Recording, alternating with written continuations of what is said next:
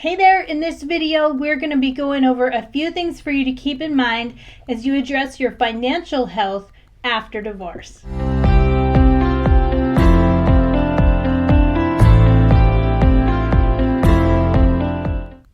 Well, welcome to the channel. This is Life After Chaos. My name is Megan Goldstein Davis, and I'm a post-divorce life coach. It's my mission to walk alongside people and show them how to rebuild lives of peace and growth and meaning. And so I bring hopefully great, helpful content here on this channel to you free of charge.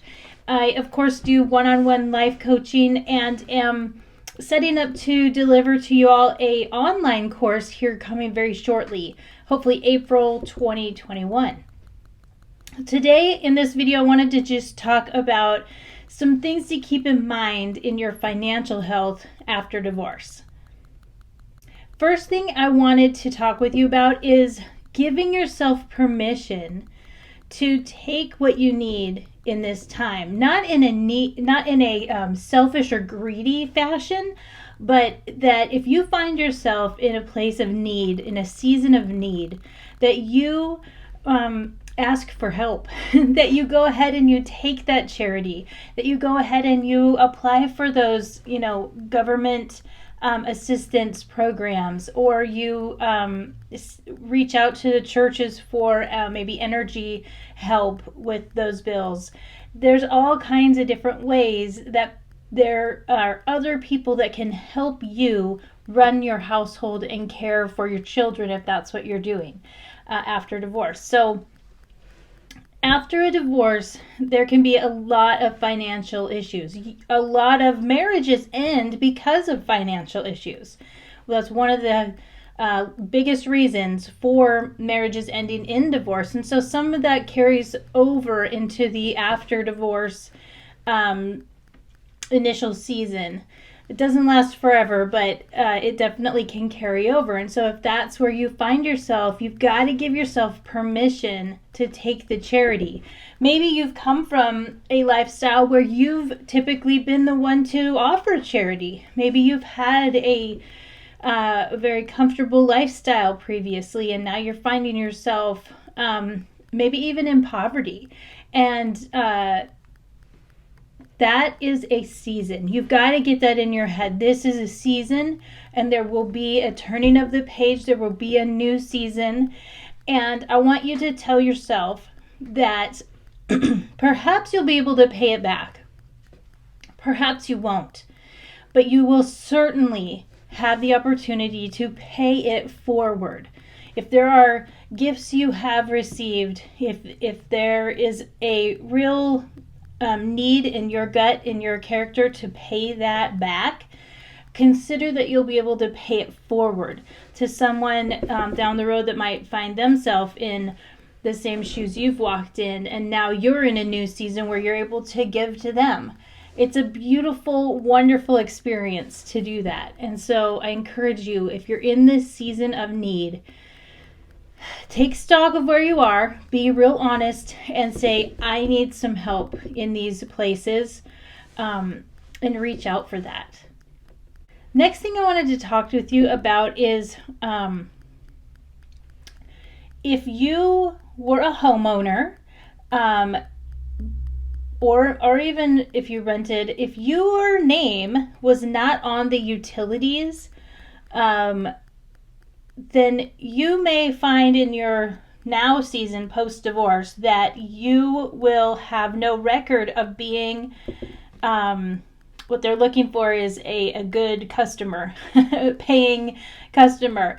And so I was really surprised by this, is why I bring this up. I was the co-owner of the home I lived in, but realized post-divorce that my name wasn't on the utilities. My name wasn't on the gas bill. My name wasn't on the electric bill. And so when I went to rent my first little house, I had to pay large deposits to those companies because I didn't have a history of being on those bills. Now, one thing I can say about my situation is that I was not given really the opportunity to collaborate in the financial management of my home. And that might be your case too. So I went from, I didn't get married till I was 26, and I had my own place and I paid my own bills and all of that.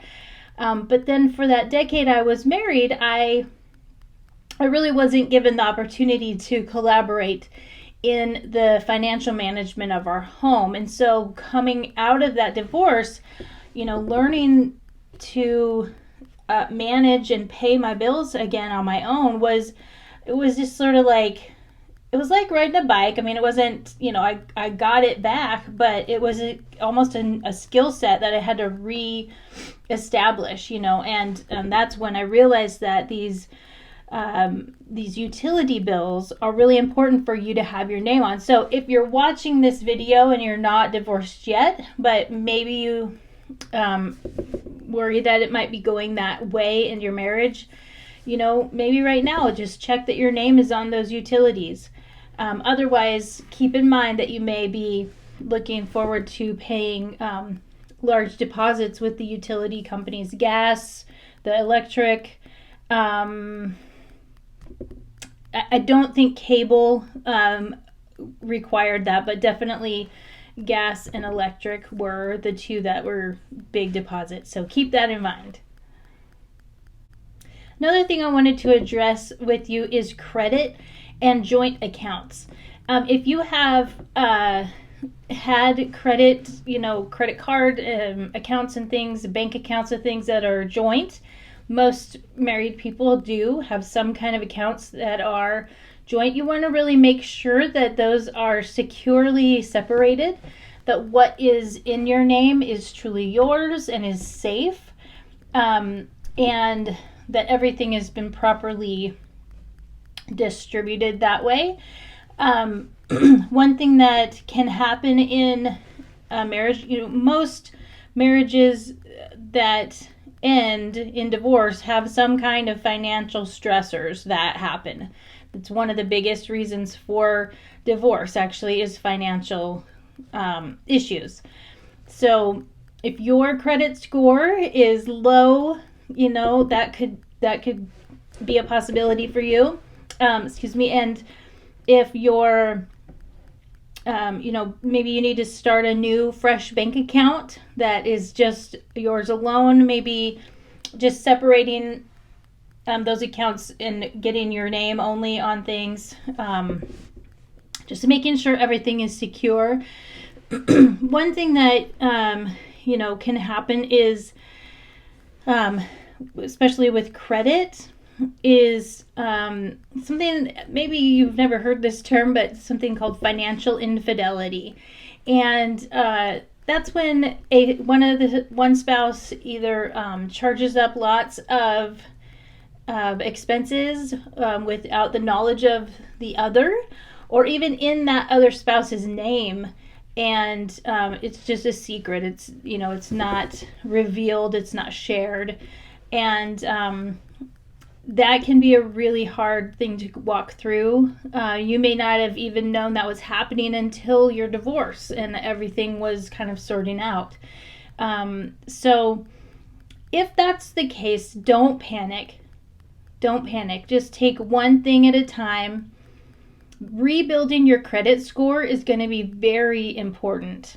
That one thing is really, well, there were a couple factors, but that was one of the major factors in my ability to be able to buy my own home after my divorce, was that my credit score was really good. And so there's a few different things you can do to work on your credit score. Keep your monthly payments on time. Reduce the amount of monthly payments you've got out there on different things, so that your payment to credit available ratio is, again, I'm not a financial advisor here, but just these are some of the things I ran into. I wanted to keep in mind for you. So I was able to get my credit score nice and high, and able to get a low mortgage rate, and able to buy myself and my kids a home on our own. So that was awesome. to be able to do that, and I want that for you as well. So keep in mind, credit, separate everything, get new cards in your name if you need to, open a new account, checking account if you need to, but don't panic. And the last thing I wanted to bring to you real quick today is that financially, a divorce is devastating financially to both sides. For sure. So, and even to extended family members that might get involved financially in that divorce. So, hang in there. It might be ugly for a while in the financial realm, but as you put your mind to sorting that out and getting those things addressed, I'll tell you what, the financial peace of mind, I'm not talking about wealth building necessarily or that kind of thing, but just that there's not an argument now, or there's not a question of,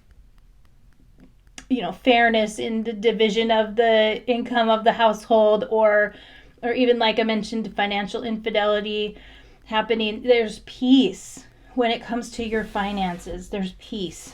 Now, there might not be as much plenty as you would like for a season or 2 or 3, but that's okay. How much stuff do we need? Really, that's a whole nother video. But just, I want you to value getting to a place where you have financial peace, and that it's a real place, and you will get there. And that's the goal of this video, is to just hopefully help you to address some things that I know I came across, and to encourage you that there is a place called financial peace that I want you to get to, and that you can get to. I'd love to help coach you some more in depth on these kind of things. If you'd like to do that one-on-one with me, of course I do that.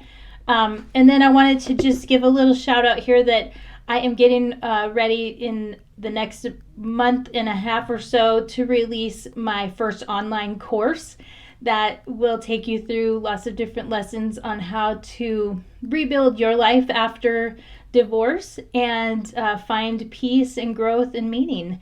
And you can do that on your own time frame, etc. And then you can, of course, connect with me one-on-one as a coach as well. So lots coming down the pike. Next week's video is going to be on our spiritual health.